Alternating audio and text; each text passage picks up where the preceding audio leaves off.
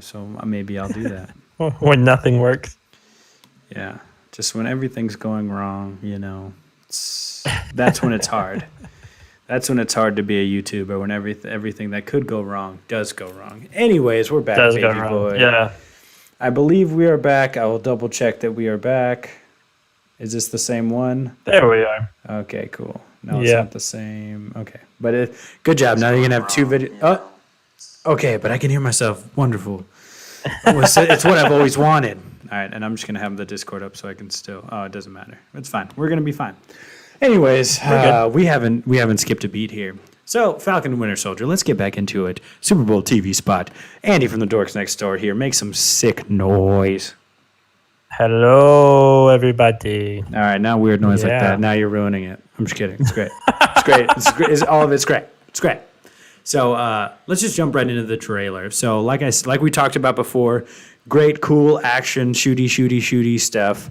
But more importantly, it didn't give away any kind of spoilery things. It looks like the U.S. government's they're doing something. They're getting their own pick, I guess, for Captain America. They're just like all the announcers during the Royal Rumble. Everybody wants their own pick, And if you're Jerry Lawler, you change it like 16 times throughout the match. That's what I hear, So that seems to be it right now. So we're just gonna let it happen. My pick is Sam Wilson. I like him a lot. I know we talked about it before, but I just think Sebastian Stan's Bucky just has too much. His hands are dripping with blood.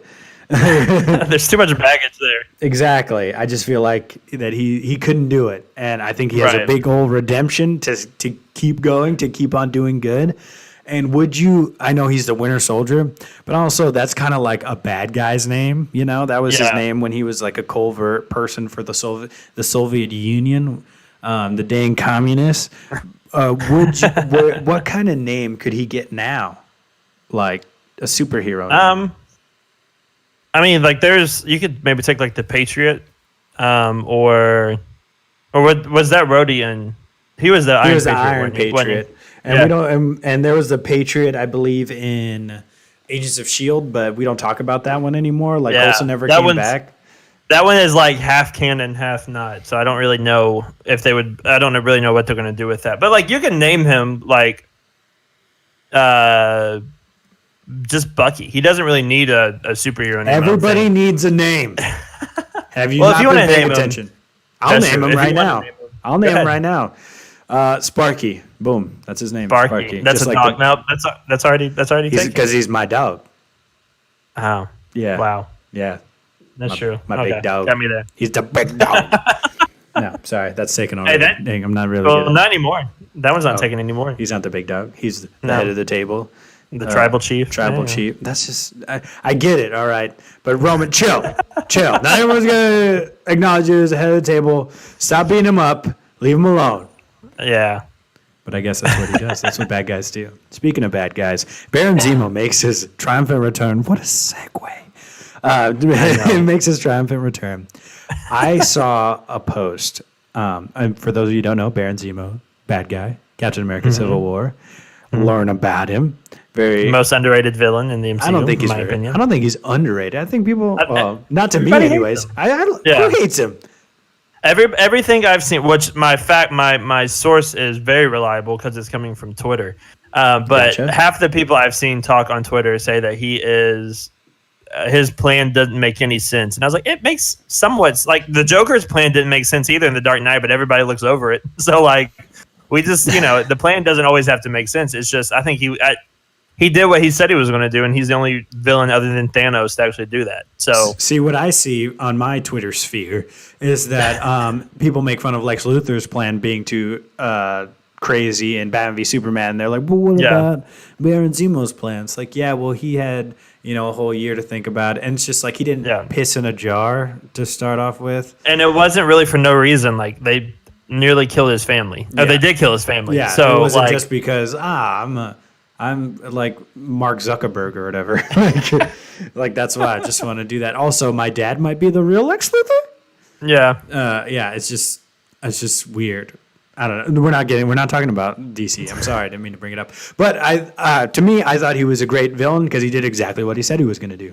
And like you said, he had the most compelling villains, the best villains are always one that you can be like, wait a minute, he's kind of making some sense right now. Yeah. And he definitely was, because Tony, and I get where both of them are coming from. I was definitely Team Cap, because Tony's like, oh, we need to be put in check. No, Tony, you need to be put in check.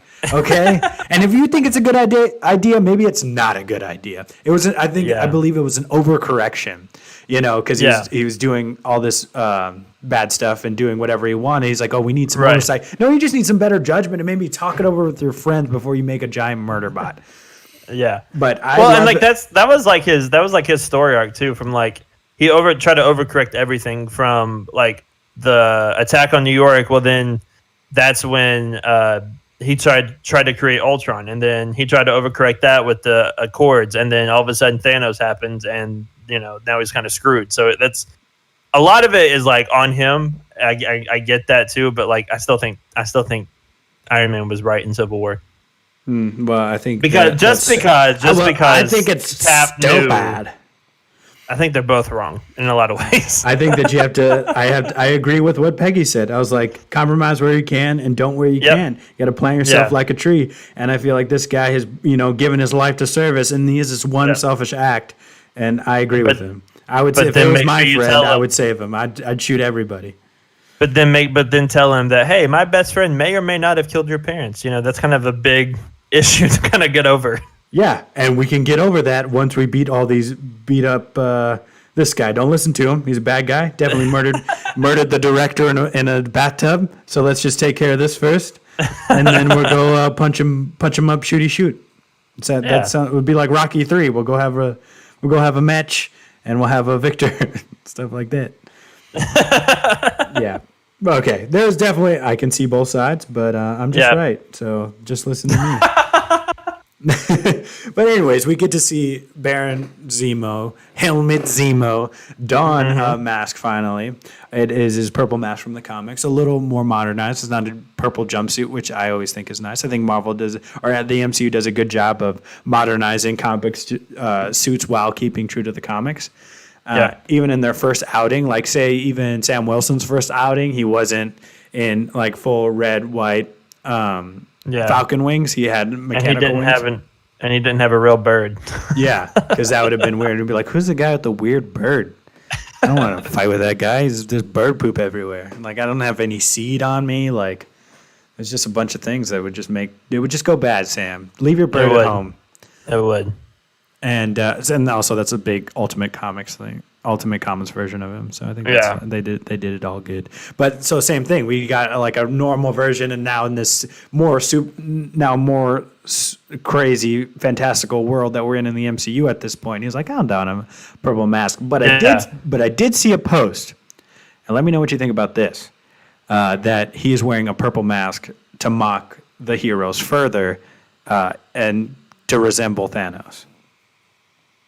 I could see that. And I was like, dang, this guy's like... That kind of makes more sense and kind of fits with his MO of like trying to get them... His plan in Civil War was to get them against each other, but also to like kind of instill fear in a lot of ways. And so like doing that of like wearing a purple mask to fit Thanos, I mean, it fits. It makes sense from his character arc. I think it makes sense too. If that is the case, that's great. If it's not, I still think it fits because of where we are now. Either way, it's still cool to see him with the purple mask in the show.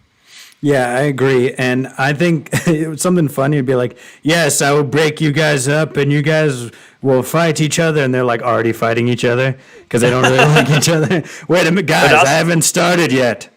Get back here. It would also be funny if he started walking around with like the toy gauntlet that you can now buy at stores to try to even more like replicate Thanos. That would be so messed up if you could buy the gauntlet in that store, like in a store in the MCU. Like, I don't want to compare it to any actual like terrible things that have happened in the real world because it might make it too real for somebody if you found this and are listening, or also just whenever I like listen back to this and be like, why did I say that? So I'm not going to say it, but just like something terrible and they're selling it on Amazon. Yeah. Like, no, please. None of that for me. No. Yeah. So, but there's got to be somebody that would sell one in that. Of course. Somebody. And there's got to be somebody that like is wearing it, to school because they think they're cool and edgy now. Yeah. It's like, like has a Thanos poster in their room. Like, take that, Mom. I wish you were still snapped away. I liked you better when you were snapped. Me and Dad had it figured out. See, this is why they should let us write an MC. I don't know why they don't. I would love to write some terrible, like, interquel, like, where people get snapped back in their lives. Like, I think it would be definitely more in the vein of, like, Spider-Man Far From Home than, like, WandaVision. Definitely be more like the silly, like, so my wife pretended to be snapped. Like, that I would love to write something like that. I think it'd be great. That'd be great. We do have a little person in the chat. We got Creative Talks with Chris Hicks. Yo, he just said one yo. Usually it's a yo buffalo. So somebody go to his house. We need someone to check on Chris because he did not say yo buffalo. I think he might be a squirrel. I can see it. All right. Well, he's a squirrel. That's the world we live in now. Everybody's a squirrel or a potential squirrel. So just spitballing here. This might tie in to the Falcon and the Winter Soldier, but probably not. If you could pick, because in the comics, you can either be a Super Skrull, which gives you fantastical abilities, whatever you choose, typically Fantastic Four, cosmic-based abilities. But also, you can get that, or you can shapeshift into anybody you want. Which one would you choose? Honestly, I'd probably choose the shapeshift. I agree, because Skrulls are fugly. Yeah, man, and like you could shapeshift as anybody in the world and like take their money and like live life to the fullest. To the fullest, right? And there's no consequences because it's not really. I'd be like, that wasn't even me, dog. I'm the security guard. I'm green and ugly. Look at me. What is going on? Yeah, I'd just be like, dude, the guy switched spots with me. Dude, he stole my keys and locked me in here. Like, oh, Jim. Yeah. Now the real question is, who would you shapeshift into? Chris Hemsworth. Easy. Mine would be Tom Brady. No, he's old. Just already. easy success. Yeah, but life is easy for him right now. Yeah, I mean, it usually happens after. But no, I guess I would have to eat a lot, work out, get super shredded. Yeah. Oh, I'll just do it for a little bit. It's not going to be permanent, is it? Can I switch shapeshift into anybody, or I can only do one person at a time? You could probably shapeshift into anybody. If that's the case, then I would change the Gronk just because he doesn't care, and so I could do whatever I want. Everybody would still believe it was Gronk. Yeah, that's true. Be like, how is he in two places at once? He's got two 24/7 champions. Anyways, who could we could have potential Skrulls in Falcon and the Winter Soldier. One, because we got a big reveal at the end of Far From Home that there were some Skrulls lurking about. And I believe that you said there was somebody collecting Skrull heads down. Yeah, in one of the city that you see with like all the nice lights is Madripoor. I think you just made that up. Which is like the city of the MCU as well, of like the rich and the poor. So like drug pins, all of that stuff, and then also like wealthy businessmen that are corrupt and things. And obviously, Falcon and Winter Soldier go there to mess stuff up and blow stuff up and have fun doing it and everything else. But in one of the scenes, I'm trying to scroll through to see if I can find it. Scroll through. Try to find it. Good one, sir. They're fighting in like a they're fighting in like a club, and if you pause it at like a minute 15 or so, you can see on the wall a bunch of green heads, which looks like Skrulls. Gotcha.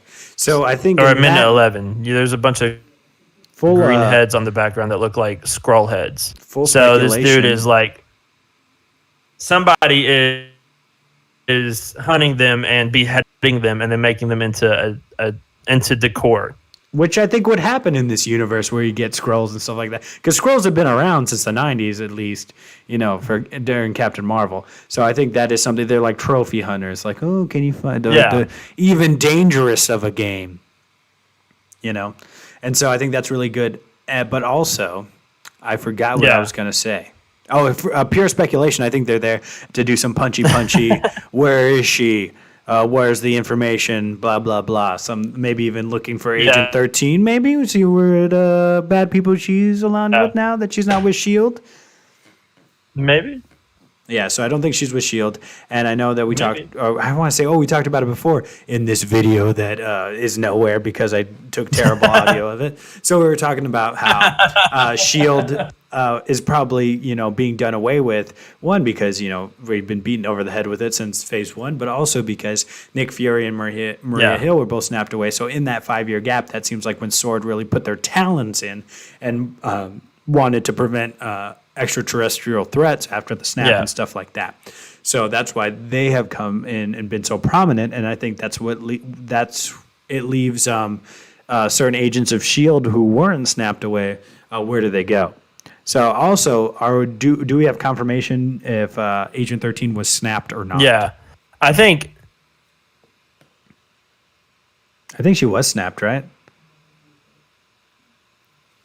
Hello? You broke in and out. I hear you now. I hear you now. I was just asking, is Agent 13 snapped or not? Yeah, can you hear me? There we go. Yeah. Hello? All right. So I was just asking if Agent 13 was snapped or not. Uh-oh.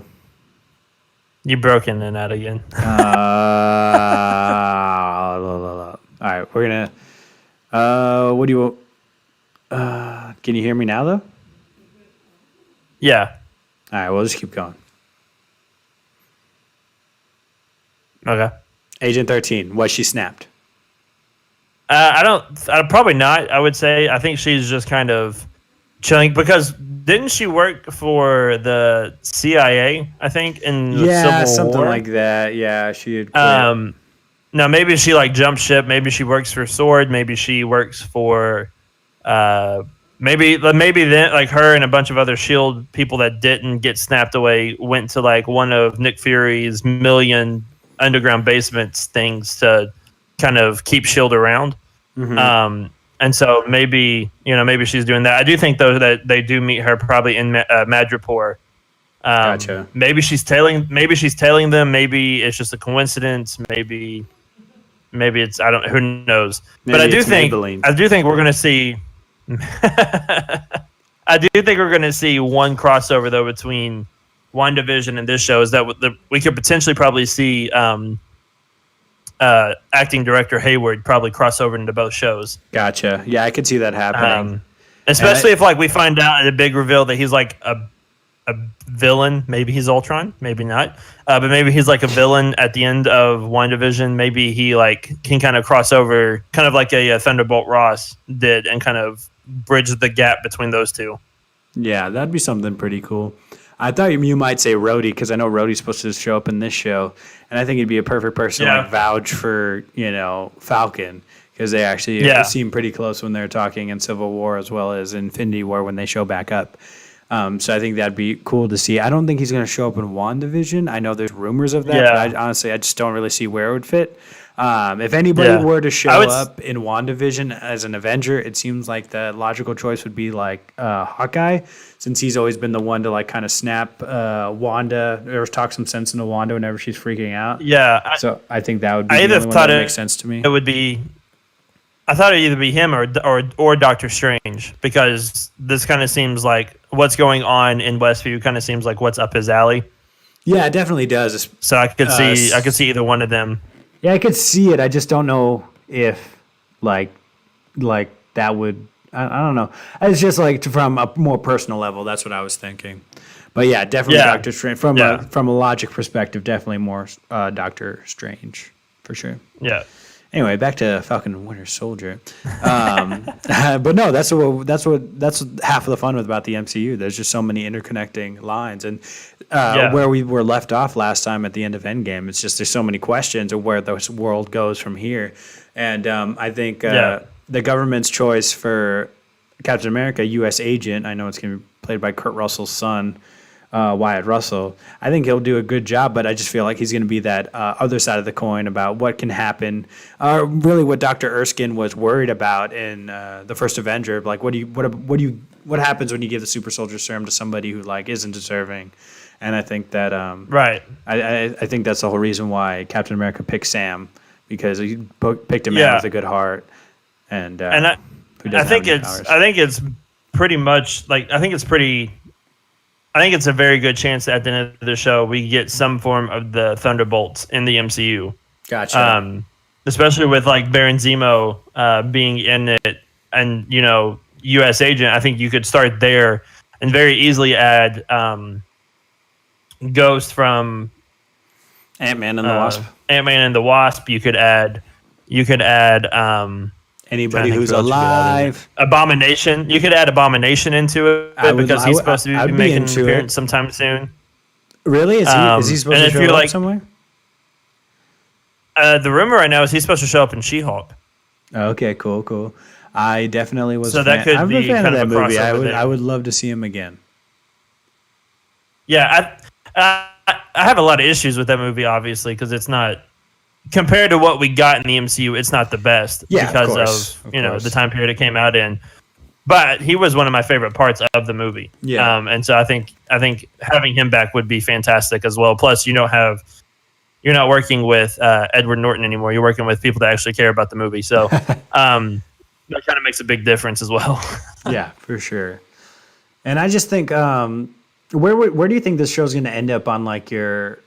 I know it's kind of hard to rank these, but like you said, a lot of the stuff that we're going to be seeing is big MCU, I guess, events and stuff that's going to really impact the entire universe and the movies and stuff like that. We're going to see it here. But where do you think this one will fall, like on the quality scale? I think it's going to be pretty up there. All these Disney Plus shows have been like movie quality productions. I think for WandaVision, they said that the budget was like $25 million an episode. Dang. And so this probably has just as much, if not more, going into it. So I think it's going to be. I think from a production standpoint, it's going to be just like any MCU movie. Probably like I have the feeling it's going to be more like a Winter Soldier than anything else. More grounded and kind of like a spy.